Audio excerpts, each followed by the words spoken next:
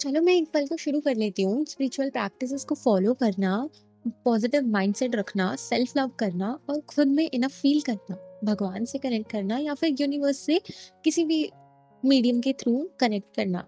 But इससे long term होगा क्या? Hello, beautiful souls. Myself, Gagan Walia. I'm a spiritual guider. I learned from life and then created a channel, Selfish and Born, to let others even unlock their life abundance and happiness.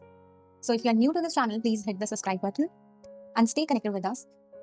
Now, let's roll on to the video. तो exactly long term में जब आप ये चीज़ें करते हो तो इससे ये होता है, जब आप कोई भी सिचुएशन फेस करते हो तो वो इमोशंस फर्स्ट ऑफ ऑल आपके अंदर बहुत ज़्यादा स्टोर नहीं होते, क्योंकि वो टाइम टू टाइम क्लियर होते रहते हैं। इसका मतलब जब भी आप कोई स्पिरिचुअल प्रैक्टिस को फॉलो करते हो, कोई भी तरीके से यूनिवर्स से कनेक्ट करते हो, तो इससे क्या होता है कि आप अपनी एनर्जी को क्लेंस कर लेते हो। आप अपने वो स्टोर्ड इमोशन को रिलीज कर देते हो। हाँ, मैं ये नहीं कहूँगी कि सभी रिलीज हो जाते हैं, कुछ रह जाते हैं अंदर। तो वो जो कुछ होते हैं ना, जब आप उनको रिलीज करने वाले होते हो या जब वो अपलिफ्ट हो रहे होते हैं, आपके रिलीज होने का टाइम हो गया होता है, उनका वो रिलीज होने वाले होते हैं, तो आप कॉन्शियसली प्रिपेयर्ड होते हो कि ये बस इमोशंस है which are meant to be released. आपको लगता है कि आपको रो लेना चाहिए, तो आप एक बार ही बैठते हो साइलेंस में और रो लेते हो दिल भर के। जितना रोना चाहते हो उतना रोते हो और बस उन चीज़ों को रिलीज करते हो एंड फिर बैक आ जाते हो अपने वापस से पॉजिटिव माइंडसेट पे। तो लॉन्ग टर्म स्पिरिचुअलिटी को फॉलो करने से आप ना सिर्फ नेगेटिव इमोशन से निकलते हो, बट एक पॉजिटिव माइंडसेट आपका हमेशा के लिए सेट हो जाता है। That you know your reality, whom you are और how capable you are। Self love follow करने से यही होता है। सीधा बोलूं तो स्पिरिचुअलिटी। आपको ये समझ आ जाता है कि एनर्जी वर्क कैसे करती है। हम ही हैं जो एनर्जी को डायरेक्ट करते हैं, इधर टुवर्ड्स नेगेटिव सिचुएशन और टुवर्ड्स पॉजिटिव। तो हम ही सिचुएशन को क्रिएट करते हैं, ठीक है।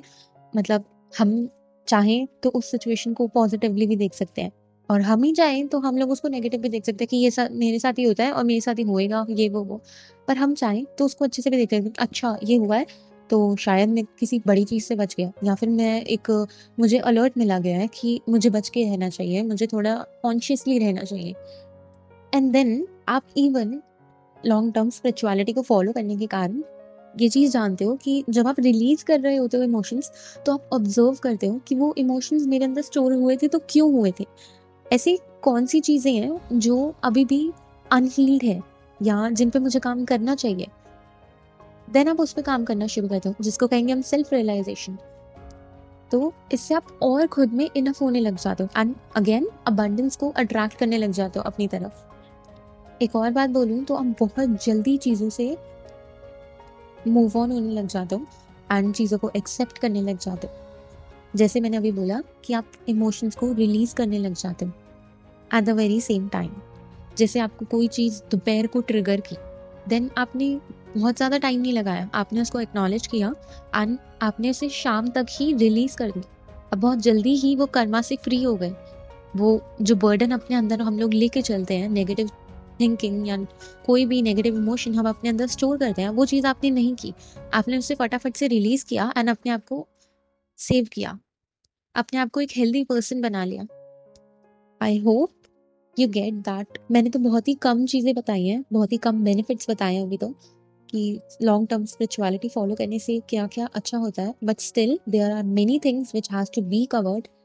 Once you begin to follow spirituality, you will get by yourself that spirituality is the best way to live life peacefully, happily, joyfully.